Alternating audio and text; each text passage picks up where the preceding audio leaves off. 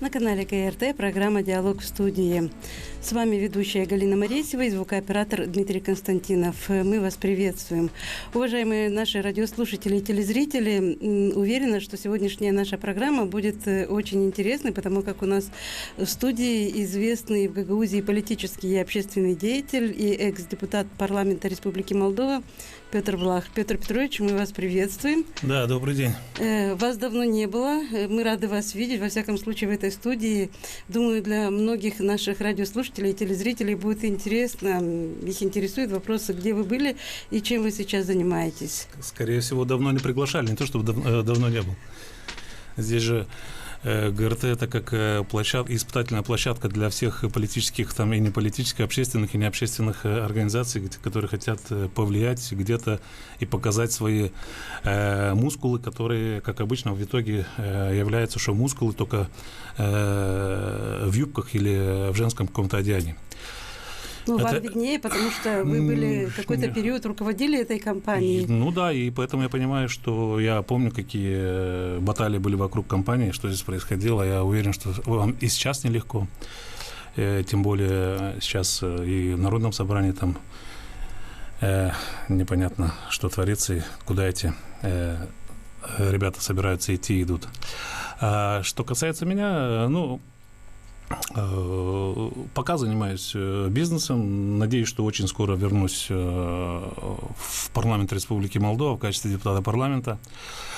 Поэтому все будет хорошо. И мы все надеемся на это, но все будет, поверьте мне, очень хорошо. Я все-таки хочу перейти к своему первому вопросу. Петр Петрович, депутаты Народного собрания Гагаузии на последнем своем заседании утвердили дату выборов Башкана Гагаузии. Они намечены на 30 апреля 2023 года. В этот же день пройдут выборы еще в двух округах. Это Вулканештах и в Чокмедане. Связан ли ваш приезд с башканскими выборами? Задаю вопрос прямо. Вы планируете выдвигать свою кандидатуру на пост Башкана Гагаузии? Отвечаю прямо нет. Нет, потому что Башкан Гагаузии, я считаю, что это такая должность, и там должен быть такой человек, который смог бы это, так скажем, все понести, смог бы руководить так, чтобы и представлять Гагаузию на всех уровнях так, чтобы не было стыдно. Но для меня это... Почему говорю нет? Потому что я никогда не работал в исполнительных органах, и для меня сейчас говорить о том, что я готов там стать башканом, это было бы минус. У нас, тем более, там есть в законодательном органе, допустим, да, для меня это нормально, я себя там чувствую очень хорошо, мне там комфортно. А что касается кандидатов, поверьте мне, там сейчас их разные есть. Смотрю, этот клоун появился, там делает сам себе, опросы, там 50-60%, я имею в виду вот этого, не до депутата со второго округа. Потом есть, смотрю, появился экс-башкан Михаил Михайлович Формузал, я думаю, что он будет баллотироваться. Думаю, что вечный кандидат, скорее всего, будет тоже баллотироваться. Не хочу его фамилию называть, мне противна его фамилия. Поэтому я так думаю, что соберется много людей, которых достойных и недостойных. Но я так понимаю, что все жители Гагаузии, автономии, они все достойны быть башканами. Но кто из них станет, это уже изберет народ. Одна проблема в том, что, понимаете, вот последнее заседание Народного собрания Гагаузии, и вот эти ихние решения принятые, допустим, да, это позорные решения. Во-первых, я так понимаю, что ребята там чуть-чуть заблудились полностью. Очень также не могу понять, почему они стесняются и стыдятся того, чтобы, я имею в виду это так называемое большинство. Почему они стыдятся того, чтобы официально уже заявить о себе, что они просто в НСГ создали неформальную ячейку ПАС. Если раньше к ним приезжал и говорил, как работать нынешний министр сельского хозяйства Владимир Боля, когда был депутатом парламента, видимо, сейчас он очень уже занят, не получается, и приездами нет свободного времени, так они начали отправлять экс-советника Майи Санду, Юрия Лянки, Влада Кульминского. Но я хочу для Гагаузии и для всех жителей Гагаузии сказать, что, уважаемые жители, дело в том, что там, где появляется этот человек, там везде разруха. За что Влада Кульминского, за что он не отвечал в Республике Молдова, он отвечал там за отношения между при Лянке, когда был премьер-министром, он отвечал за отношения Приднестровья и как советник и Молдовы там, в итоге все испортили, все то, что было налажено еще будучи премьер-министром Владом Филатом. Как только Кульминский начал отвечать за эти вопросы, связанные с Приднестровьем, то все сразу ушло на нет. То же самое сейчас, потом было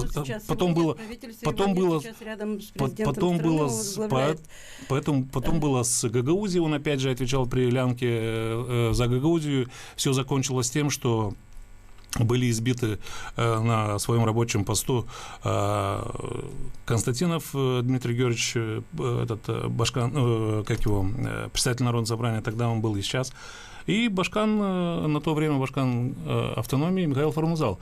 Это, опять же, все это курировал Влад Кульминский. Я так понимаю, что если где-то Дмитрий Георгиевич Константинов, нынешний председатель Народного собрания Гагаузии, где-то сделает шаг в сторону и попробует отойти от ПАС, я думаю, что его второй раз отлупят. И не зря Кульминский начал сюда приезжать. Вот эти вот послушайте, кишиневским советникам не место в Гагаузии. Но, тем не менее, когда у господина Кульминского спросили журналисты, с чем связано его присутствие на заседании Народного собрания, он ответил, что он пытается наладить диалог с нашим руководством. Что в этом плохого? Хорошо, другой вопрос. А в качестве кого он пытается наладить диалог? Он был, если он такой... Что-то мы очень много говорим о нем. Кто он такой вообще? Пусть там сидит возле Майи, там потирает все, что есть, все, что у него. Оставьте этого Кульминского. Давайте поговорим о наших, так скажем, деятелях. Я скажу, что состав сегодняшний в Народном собрании Гагаузии, вот это большинство, которое есть, это пусть они обижаются, там есть среди них ребята, которые уважаемые, есть мои друзья даже, но это позорный состав по одной простой причине. Как можно уже полгода не проводить выборы в 2 округах? Там люди умерли. Я понимаю, если бы этих людей или в Чок-Майдане или Вулканеште назначили бы на какие-то должности. Кто-то из них стал бы там депутатом парламента, или же стал бы там, членом исполкома, там, председателем района. Да, я понимаю, эти люди на местах, то есть если избирателю он не мешает, если он все время находится с избирателем, пусть то исполнительной власти, пусть то в парламенте Республики Молдова, пусть то в председателем района или примарем, я понимаю, что это можно, но когда человек умер, когда человека нету, кого ждет, кого они все тянут? Кого они боятся? Какой решен? Дата выборов объявлена. Подождите. Они назначили, во-первых, эти выборы, они чуть нарушили закон, и конкретно нарушили. Каким образом? Они, во-первых, сократили полномочия, не полномочия, а срок пребывания на посту Башкана. Дата назначения башканских выборов, тоже выступил депутат Народного собрания с заявлением о том, что она вполне законная. Срок от Какой 19... депутат? Фамилию? Александр Дюльгер. Срок от 19... Это тот, который голосовал за то, чтобы провести 30 апреля? Наверное. Я вам о чем говорю. Даже взять, допустим, посмотрите, они одним решением, одним голосованием, они назначили выборы и в 2 округах. Знаете почему? Почему? Я вам скажу, потому что председатель Народного собрания Дмитрий Георгиевич Константинов и все вот эти ребята, которые сидят в президиуме, они боятся своих должностей, они боятся потерять свои посты. Объясняю почему. Потому что ситуация в тех округах не в их сторону. И там могут выиграть те люди, которые не будут согласны с их политикой. Я не говорю о том, что это могут выиграть члены какой-либо партии. Я не хочу рекламировать здесь партии. Но вопрос простой. Просто надо назначить выборы, пусть выбирает, кто выиграет, кто выберет. У них же есть там, тем более у них есть практики, есть уже как бы созданы, есть какие-то правила внутри них, где если депутат прошел, если его нельзя купить за там малые деньги, можно купить его за большие. И пусть они говорят, кому хотят, что кто-то из них там не продался или деньги не взял. Половина из них за деньги состоят в этом большинстве. Пусть говорят все, что хотят. Пусть приходят потом сюда, говорят обо мне и так далее, и так далее. Я плевал на их мнение. Но я говорю сегодня мнение не свое только, а тех людей, с кем я общаюсь. Ну, у нас была аналогичная ситуация в Народном собрании, когда по 2 округам в Камрате и в Казаклии тоже не было депутатов. Правильно. Тоже не были объявлены. Я вам выборы. объясню. Это был округ номер 2, где я был депутатом Народного собрания, потом я был избран депутатом парламента Республики Молдова, и я перешел в парламент. Но я был всегда в своем округе, и мои избиратели всегда чувствовали, что у них есть депутат. Пусть то в Народном собрании, пусть то в парламенте. То же самое было и в Казаклии. Ивановна Кюксала, она стала депутатом парламента. Извините, она жива и здорова. Мы говорим о тех людях, которые умерли. Я вам могу привести другой пример. Да, это плохой пример, потому что человек опять же умер. Это Баурчи, когда умер Бержан. Это был 2008 или 2009 год. Я был тогда депутатом Народного собрания. Человек тогда умер, мы тогда выборы назначили, и Георгий Георгиевич Кадым выиграл тогда выборы депутата. Человек умер. Но никогда, когда человек живой, и там выборы не назначаются, это уже решают сами избиратели. Если им не нравится, что их депутат оставил их и стал там членом исполкома, да, они где-то поднимают там вопрос о том, чтобы провести выборы. Но если это устраивает, но часто здесь люди умерли, это боязнь потерять кресло. А те депутаты, которые за деньги вошли в это большинство, они, само собой, они будут всегда смотреть в рот Константинову, потому что они должны. И не только ему. Часть из них там задолженности боятся. Допустим, есть там такой депутат, как ректор Камрадского университета. Он побывал во всех партиях. Во всех партиях побывал, и он там, где партия, он в той команде. Если бы, поверьте мне, если бы сейчас у власти были бы социалисты, то этот человек, просто ему вот не стыдно перед своими студентами, еще и преподавать там. Вот этот человек... Петрович, он сейчас отсутствует в нашей это его проблема, если бы он был придет... здесь, он, наверное, бы мог вам ответить, ничего, тоже, поэтому он ничего не может ответить, ничего он не может ответить, потому что он и не депутат, и не ректор, а обыкновенно тряпка. Я призываю чуть-чуть корректности, хорошо? Корректно, пожалуйста, пусть на меня в прямом эфире и на радио, я понимаю, если есть вопросы, пусть на меня подаст суд, а я ему докажу то, что он такой, и то, что он побывал во всех партиях. И сегодня он, опять же, в этом большинстве только из-за того, чтобы не потерять свое кресло. Объясняю, почему. Он так называемые выборы внутри коллектива выиграл, но министерство его еще не утвердило. Поэтому не боится. Вот он держится. А его будут держать за одно место до тех пор, пока не закончится их мандат. Его не будут утверждать еще года 2, я вас уверяю в этом. Петр Петрович, тем не менее, год назад вы, когда давали интервью одному из средств массовой информации, вы заявили на вопрос, какую оценку вы бы дали деятельности Народного собрания Гагаузии и исполнительному комитету, вы сказали, что вы дадите оценку 10 обоим этим структурам. Да, правильно. Что изменилось? Что изменилось? Да, почему сейчас такая оценка с вашей стороны той ситуации, которая происходит у нас в Народном собрании, да, и в исполнительной власти? Ну, посмотрите, давайте вот так.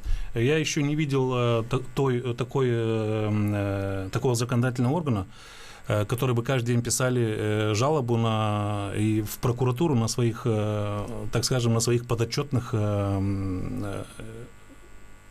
на свои подотчетные органы, то есть на исполком. Что это за жалобы? Хотелось бы более... Но они все время что-то ищут. Угу.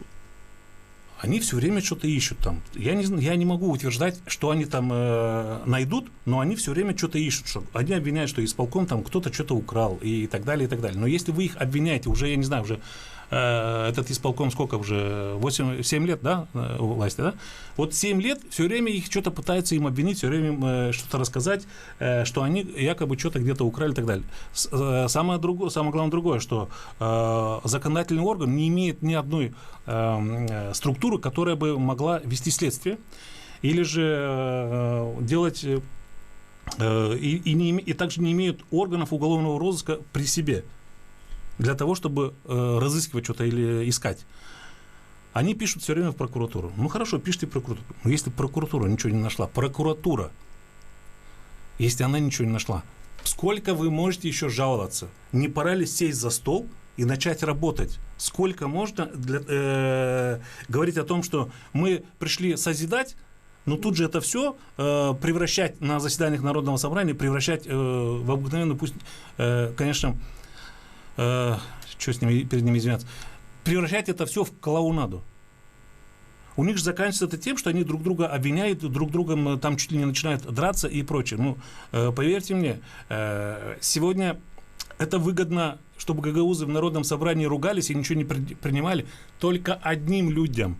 Это властям Молдовы. Потому что для властей Молдовы сегодня показать гагаузское общество в лице депутатов Народного собрания негативным сбросом в СМИ Республики Молдова, это, понимаете, это как спасибо за то, что вы есть. Можно так назвать Народное собрание Гагаузии. Объясняю почему. Дело в том, что правительство Республики Молдова во главе с лидером со своим Майя Санду, они полностью показали и доказали всей Республике Молдова, не только всей, да и всем европейцам, что они самое ничтожное и самое никчемное правительство, которое даже не знает, где они находятся. Про Гаврилицу молчу, потому что это вообще уникально. Я не знаю, где ее взяли, хотя я знаю. Наташу я знаю еще с ЛДП. Что это все вот эти, вся власть, вся, которая есть сейчас партия ПАС, это все двоечники из ЛДП. Это те, которые были там двоечниками.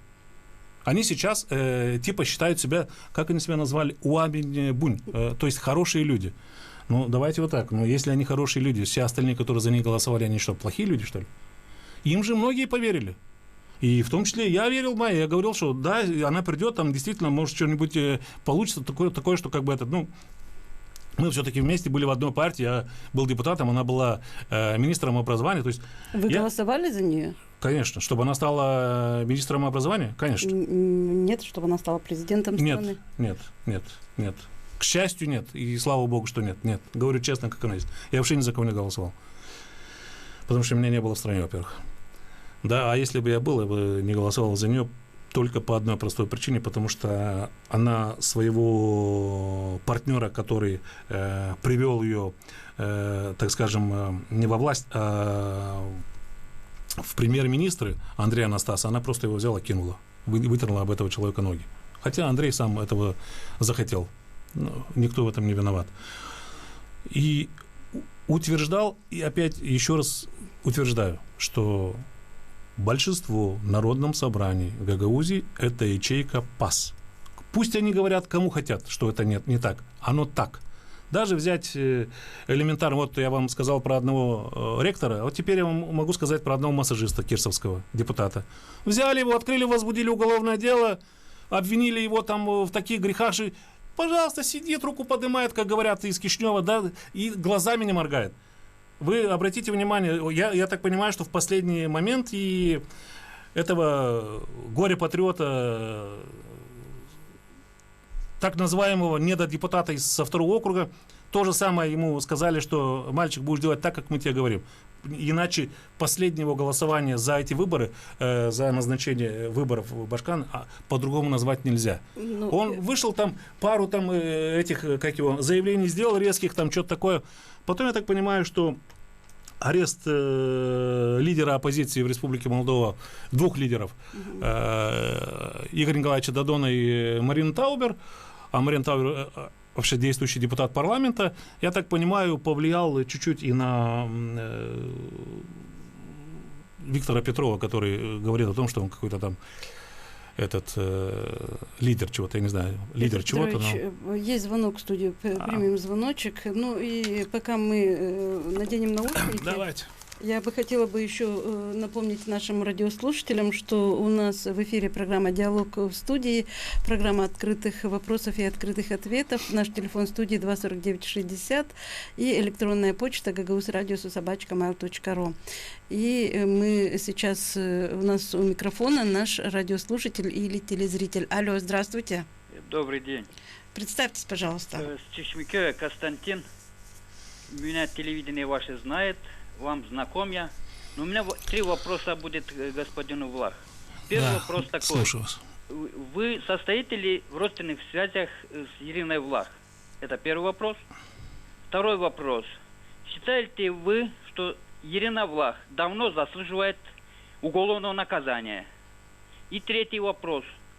Когда мы, народ Гагаузии, образумимся и перестанем быть, прошу прощения за эти слова, быдлом перед этой властью.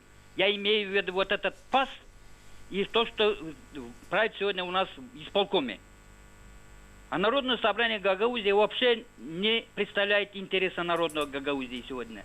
Все, что творится вот этими шоу-маски комраты, они должны были уже выступить резким осуждением тех действий. Потому что террористы сидят сегодня в правительстве, а именно вот этот премьер-министр, этот Спыну, который бьет себя копытом в грудь, что он заключил достойный договор с Россией. Спасибо большое за вопрос. Там 3 вопроса, да? Да. Отвечаю коротко. С Ириной Федоровной я не родственник. Второй вопрос какой? Заслуживает ли Ирина Федоровна, чтобы возбудили уголовное дело?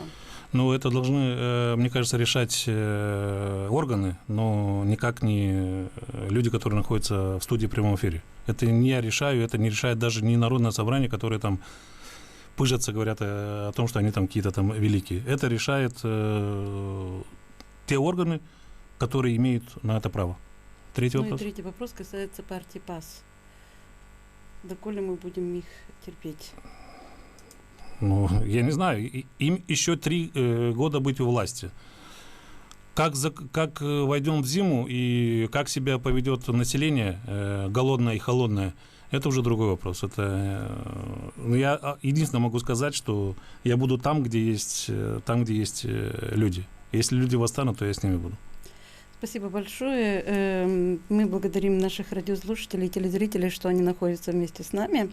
Ну и еще один вопрос поступил к нам на электронную почту. Добрый день, ГРТ. Неожиданно Петр Влах в эфире. Альтернативное мнение всегда интересно. Скажите, Петр, как считаете, кто из группы Константинова первым покинет тонущий корабль? Социалисты заявляют, что среди большинства уже есть те, кто не согласен с мнением и политикой председателя, но не называют имен.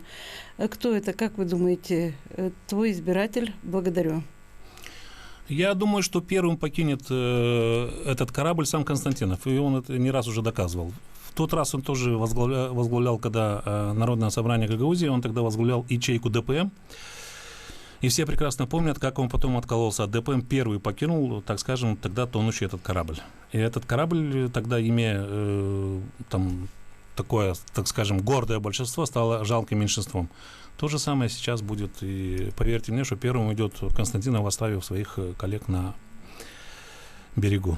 Ну, если перейти к следующему вопросу, Петр Петрович, мы знаем, что вы очень внимательно, даже находясь далеко от родины, следите за ситуацией, которая происходит в гагаузской автономии и в Молдове в целом. Ну и, конечно же, как мы проживем эту зиму? Наверное, сегодня это самый актуальный вопрос, который волнует жителей не только гагаузской автономии, но и всех жителей страны. В Гагаузии протестные настроения не утихают из-за обострения энергетических проблем. О том, что зима в республике будет тяжелой, об этом заявляет и руководство страны. Какие, на ваш взгляд, сценарии могут быть предприняты для того, чтобы этот сложный период все-таки мы смогли пережить? Во-первых, опять же говорю, Народное собрание должно быть объединено. И надо забыть все партии. Я даже призываю тех ребят, которые там являются в Народном собрании как члены партии, чтобы вышли из этих партий, но только в том случае, если действительно в Народном собрании будет лад. Я не могу их как бы обвинять, почему они в партиях, потому что как бы, это неправильно, это их право. Но Народное собрание должно быть единым и требовать от властей. Они должны быть вместе, руководство, они одни из... Я смотрю, там есть пару депутатов, которые все время выходят к людям, не хочу называть их фамилии, чтобы не рекламировать их, но которые выходят все время на митингах и выступают, и молодцы, им только готов пожать руку. Но почему только одни единичные случаи? У нас же есть руководство. На всех митингах депутаты Народного собрания должны быть все 33 депутата, их сейчас, да, все 33 должны быть среди людей. И выступать там не в качестве депутата Народного собрания, заместителя депутата Народного собрания, как в этом Чадрлунге выходит один все время, ему нравится, чтобы его объявляли, что он заместитель Народного собрания Гагаузии.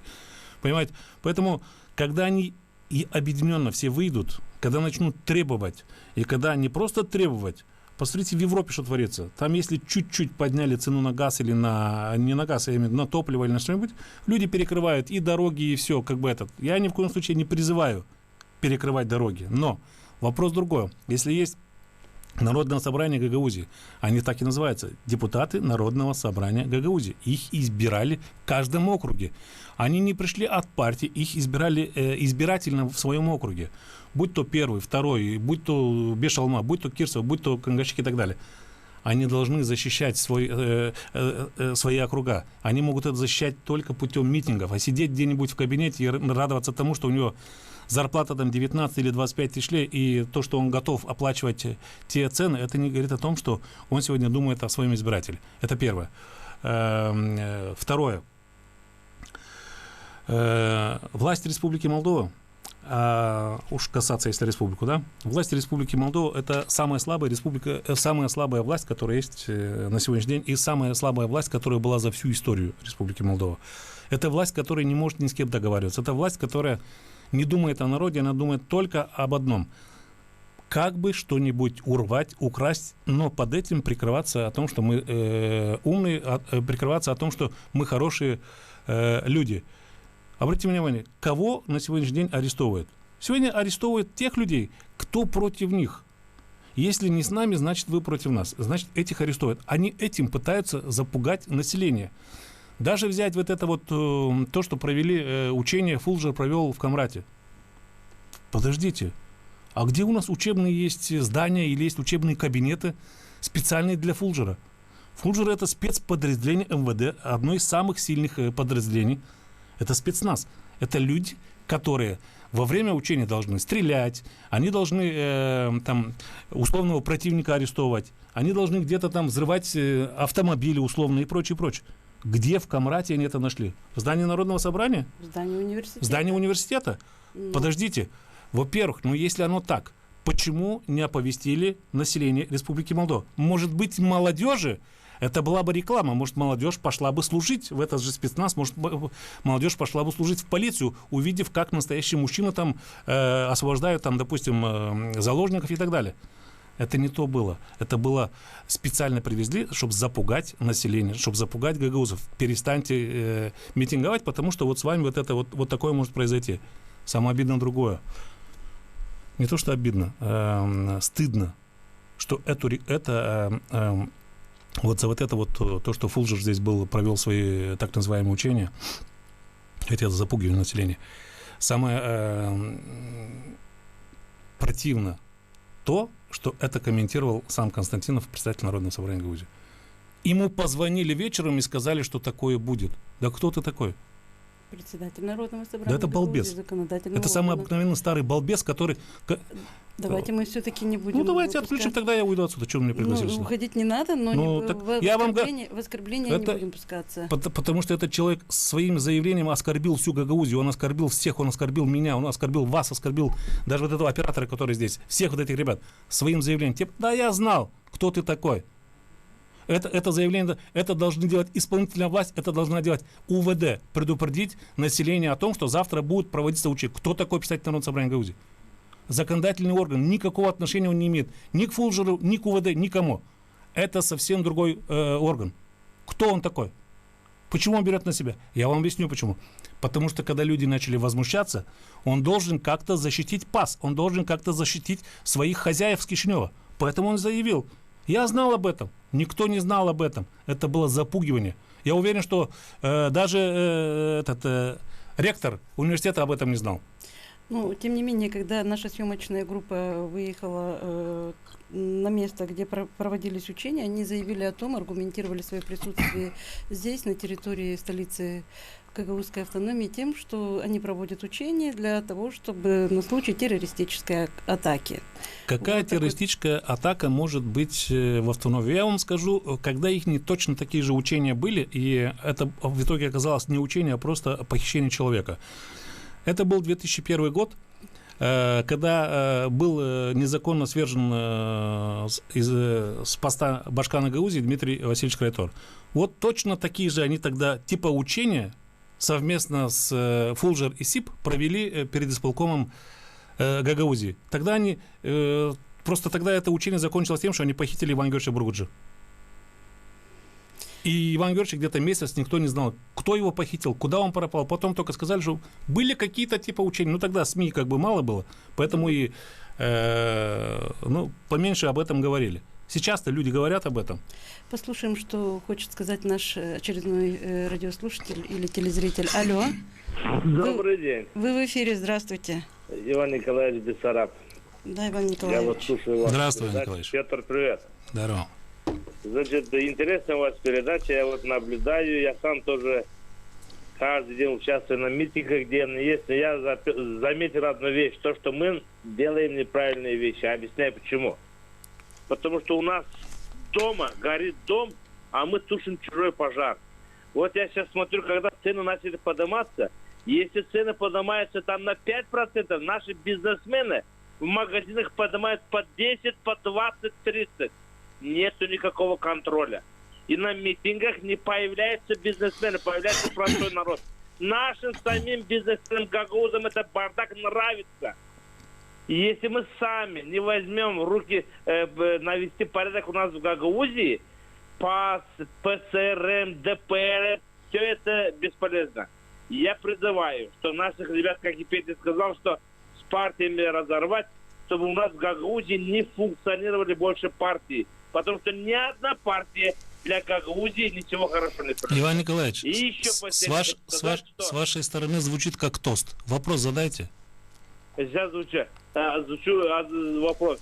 Как вы считаете, нужно ли возобновить народный контроль в каждом населенном пункте? Чтобы именно она работала, потому что народное собрание не работает, исполком не работает, полиция сломанные руки. Я считаю, как на ваш взгляд, стоит ли возобновить народный контроль из честных, из нормальных людей? Спасибо. Народный контроль, знаете, это, чтобы не засмеяться вслух, у нас дело в том, что был один человек, который, как был, он есть, просто дай бог ему здоровья.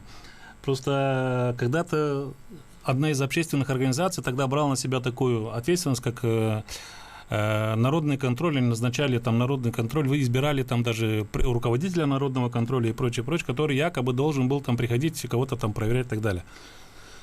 Народный контроль без каких-либо полномочий — это не народный контроль. И если будет создаваться даже, если создавать такой народный контроль, то он должен быть принятым и узаконен законом, но не так, как перед выборами кому как захотелось, так и зачесалось. Это все филькна грамота.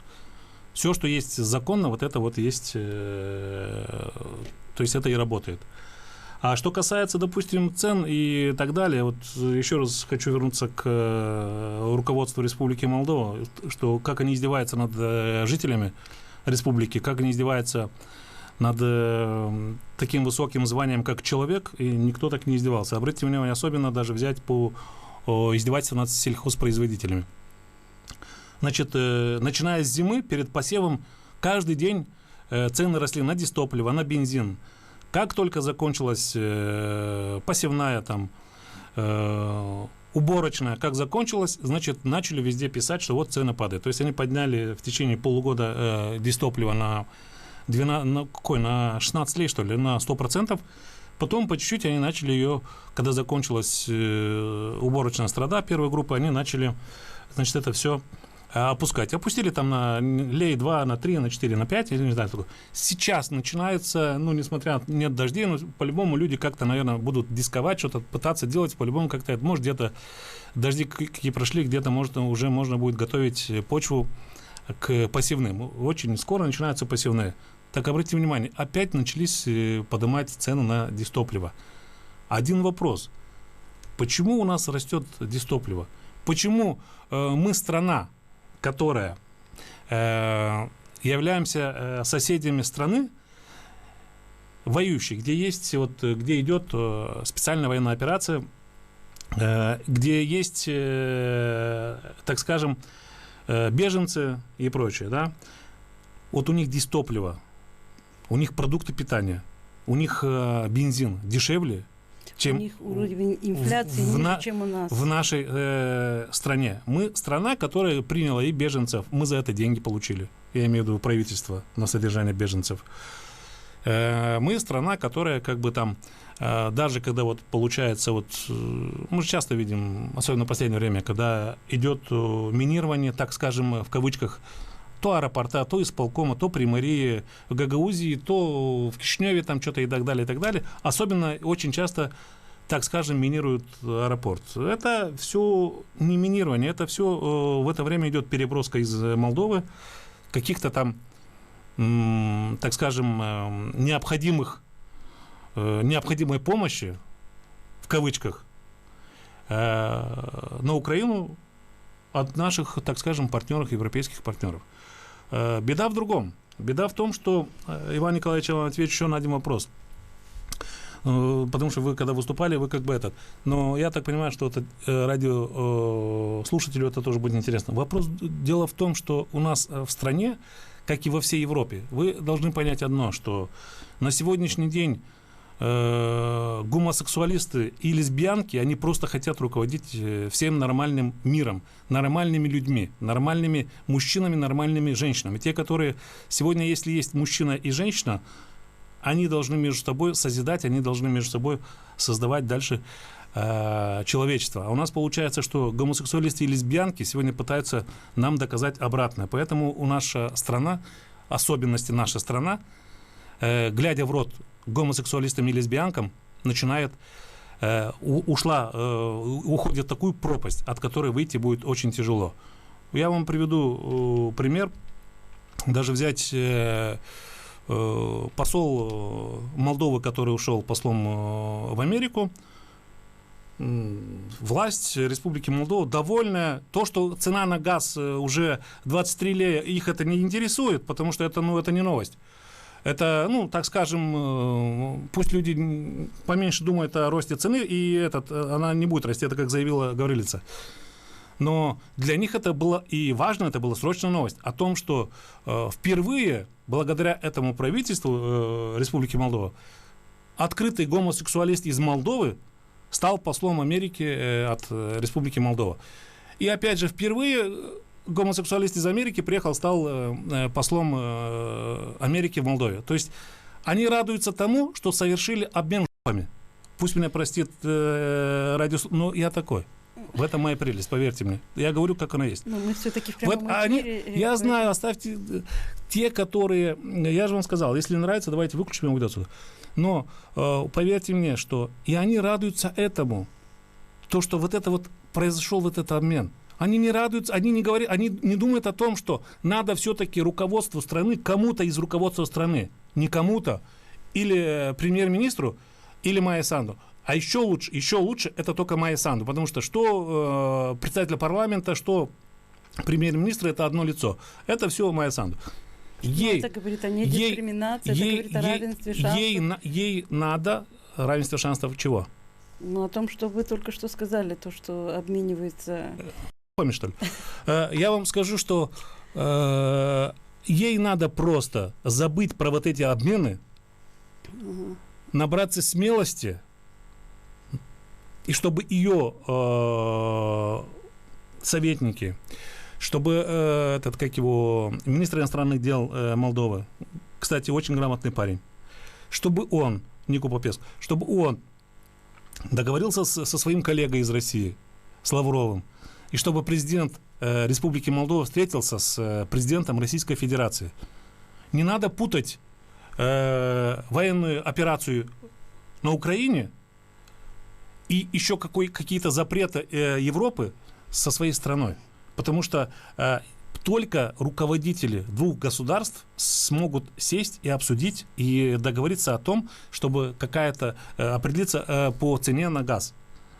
Я вам скажу, что очень мало людей выживут эту зиму. Люди будут умирать от голода и от холода. Вот это самая большая проблема. Вы обратите внимание, что с 15 августа полный запрет сельхозпродукции на рынке России. Много, мало, ее там всегда было. Что касается яблок, так всегда было, в России всегда наши яблоки присутствовали. И молдаване, я имею в виду молдаване, это и гагаузы, и все. Я имею в виду, молдавский производитель, ему всегда было выгоднее возить, несмотря на даже на то, что объезд сейчас 3000 километров надо, чтобы доехать до той же Москвы. Несмотря на это, все равно их устраивало, чтобы продать свое яблоко. Все равно они с этого имели прибыль. Сейчас 15 августа, и это нельзя делать. Вот вся ситуация, к которой мы пришли. Если говорить о том, что вот какая ситуация у нас сложилась в стране, то руководство говорит о том, что все это обуславливает тем, что в мире геополитические процессы пришли в движение, о том, что военные действия, происходящие в Украине, усложняют все. И мир в Молдове тоже стоит на грани, то есть мы тоже можем столкнуться с военными действиями. Есть прямая угроза ее безопасности. Ваши комментарии по этому поводу? Скажите мне, пожалуйста, прямая угроза от кого? А вот этих, чтобы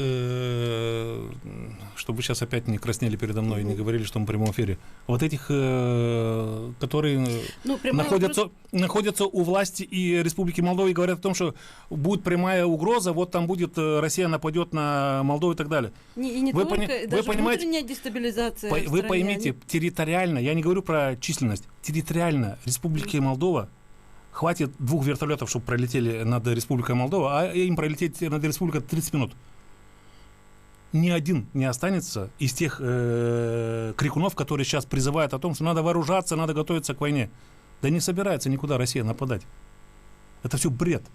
Это все бред тех людей, которые наворовались и воруют, и тех людей, которые на сегодняшний день сидят на европейских откатах.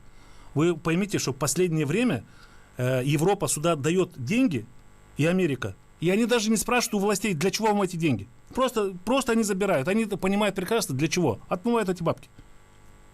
То, что нынешняя молдавская элита, то, что нынешняя молдавская власть ненавидит нас, гагаузов, я вам это доказательство, пожалуйста, отстранение от должности, незаконное отстранение от должности генерального прокурора Республики Молдова Александра Дмитриевича Стояногла.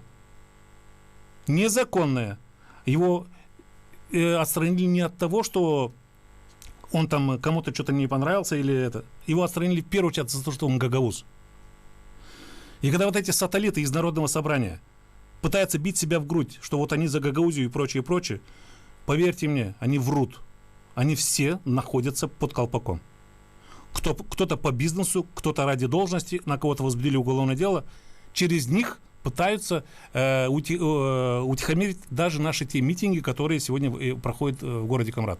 В Чедрулунге, в Вулканештах, в селах. Только через них. Я вам скажу, первый митинг, который состоялся в Камрате, когда в феврале, в марте, когда первый митинг, когда вот по ценам. Вы обратите внимание, тогда вышли те люди, сторонники так называемого вот этого вот большинства, которые вышли, и они люди собрали для того, чтобы у людей боль, цена на газ, цена на продукты питания, инфляция. У людей проблема в этом. А наши там горлопаны некоторые, сторонники вот этого большинства, они просто вышли и начали обвинять там исполком в воровстве. Люди не для этого пришли. Если вы хотите выйти, обвинить исполком и прочее, так, пожалуйста, выйдите там, объявите прямо. Завтра проводится митинг, мы проведем митинг. Я посмотрю, сколько людей придут на этот митинг. Послушать их не бред. Если есть, поверьте мне, если есть какие-то там 100% доказательства, то арестуют этот исполком. Если есть 100% доказательств, но не депутат Народного собрания. Их арестуют или прокуратура, или Центр по борьбе с экономическими преступлениями. Но не эти, которые там, дай деньги, я голосовать буду. Это не хочу их. Петр Петрович, в июне этого года Молдова получила статус кандидата в Европейский Союз. Как вы считаете, есть ли у Молдовы будущее в Европейском Союзе? Я почему задаю этот вопрос? Потому что, будучи в парламенте, вы входили в партию власти, которая входила Альянс в за европейскую интеграцию, да. Это одно. И второе, у нас общество очень все-таки в стране очень раздроблено. Взгляды разные. Куда надо двигать страну? Вы знаете, страна должна держать нейтралитет. И мы та страна, которая вот маленькое государство, маленькое государство, но, несмотря на это, с огромной территорией. Для численности того населения у нас территория довольно-таки огромная. Мы могли бы спокойно жить, мы могли бы держать нейтралитет, мы могли бы никуда не вмешиваться. И мы могли бы быть в дружеских отношениях и в дружеской связи и с Российской Федерацией, и с Европой, и с Америкой. Но, к сожалению, боязнь потерять власть, боязнь того, чтобы не быть избранным, многих людей чуть-чуть как бы запутала, и они выбрали тот путь, от которого боятся свернуть по одной простой причине. Они за это все получили деньги и получают деньги. Это первое. Что касается, допустим, в июне то, что приняли, как бы стали кандидатом. Yes. Знаете, я бы это назвал по-другому. Стать кандидатом в члены кандидата. По-другому это назвать нельзя. Чему здесь радоваться, я не могу понять. Я понимаю, вот когда был принят закон и был тогда ратифицировано и принято Европейским Союзом свободный въезд для Республики Молдова в европейские государства. Да, я понимаю, это нормально. То есть я не вижу в этом ничего плохого. Это все хорошо. Не надо стоять, унижаться перед посольствами, месяцами ждать в очереди, потом, чтобы очередь твоя пришла, тебе сказали нет.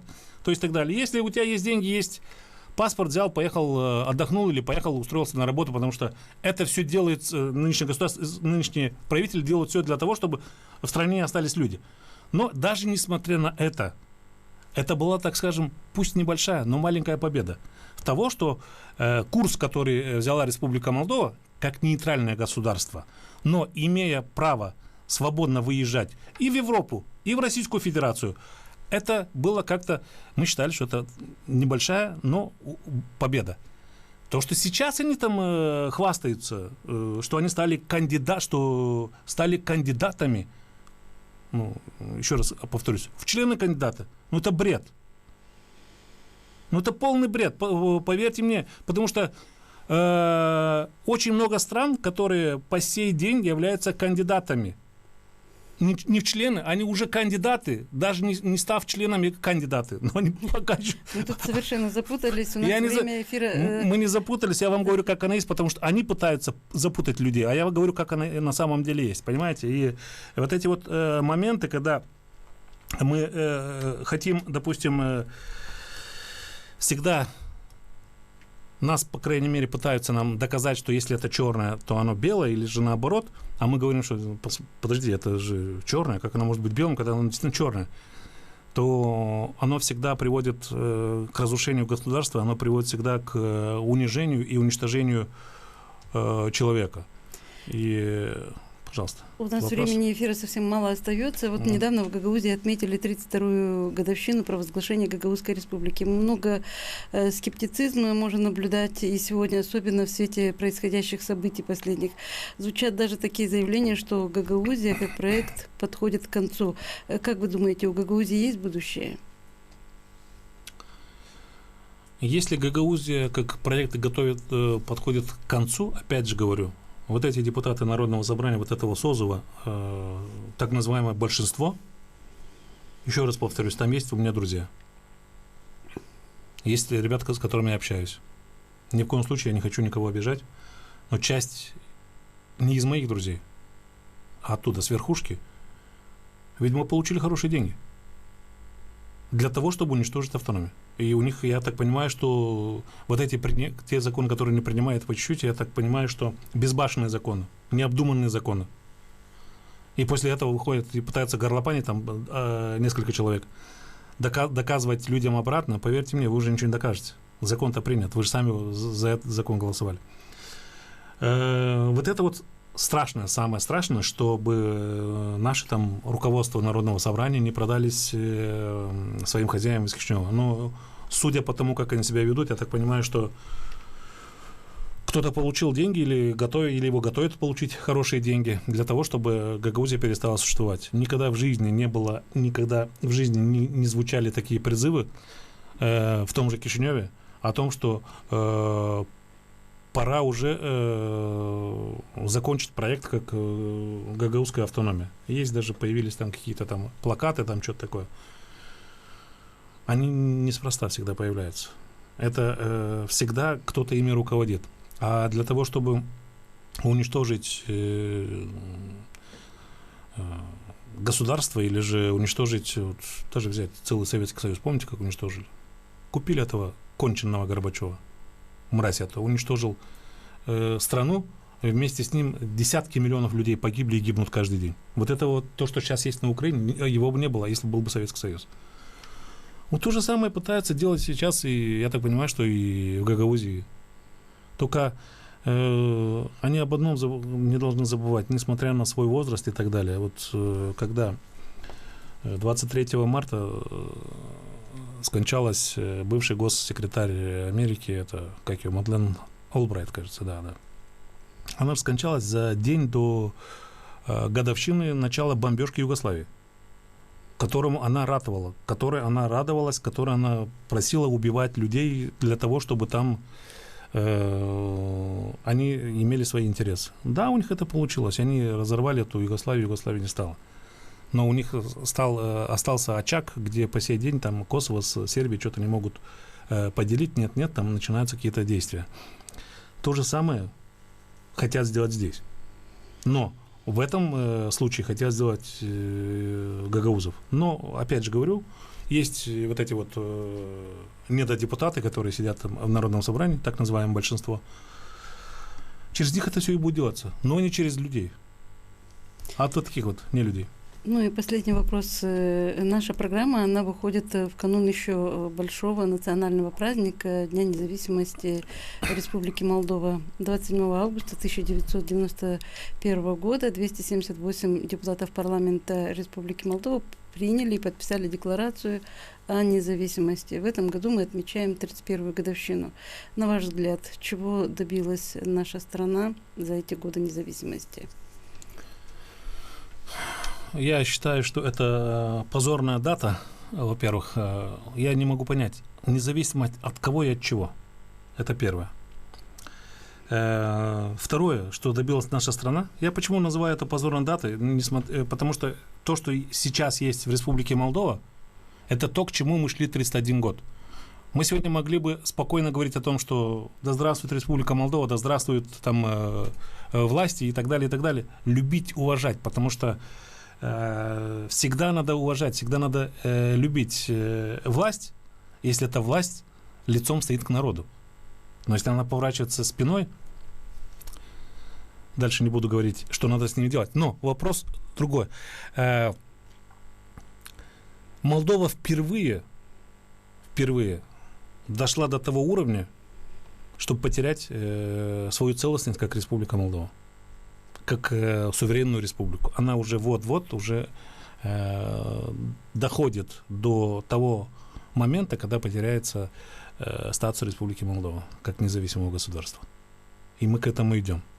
И это именно вот сейчас, буквально последний год-полтора, как, так скажем, усилилось вот это вот все более для того, чтобы мы потеряли как независимую Республику Молдова. Вот в чем самая большая беда, вот в чем самая проблема. Никто не знает, где будет хорошо. Там или там, никто не знает, что будет с нами завтра.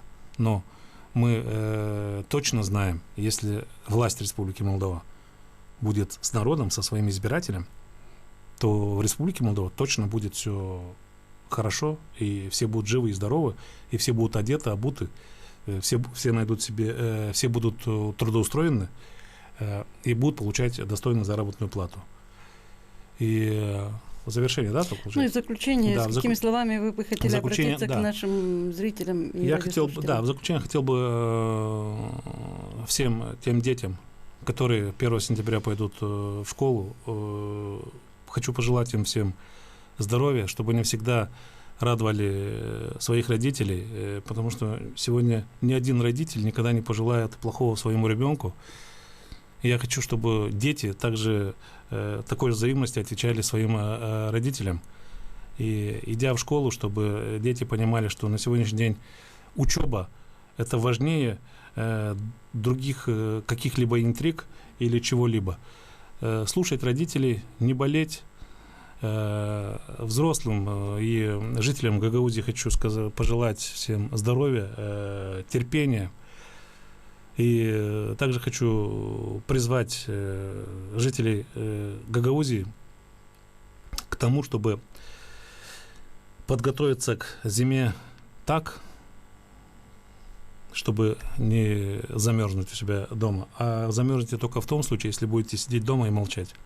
Поэтому выходите и требуйте, в первую очередь, от властей Гагаузии, начиная от Народного собрания исполкома, чтобы они вместе с вами требовали от властей Республики Молдова договоренностей на дешевые электроносители. Всем здоровья, всем удачи. Петр Петрович, хочу поблагодарить вас за сегодняшний диалог. На этом наша программа подошла к концу. Мы говорим всего доброго, до скорых встреч в эфире. До свидания.